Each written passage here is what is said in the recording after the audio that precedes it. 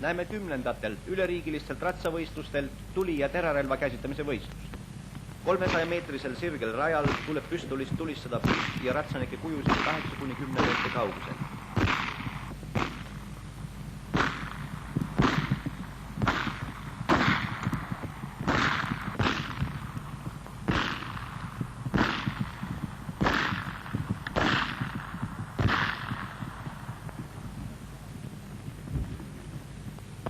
Raiumine ja torkamine mõõgaga toimub samuti 300-meetrisel sirgel rajal, kus mitmesuguseid märke on arvult 10.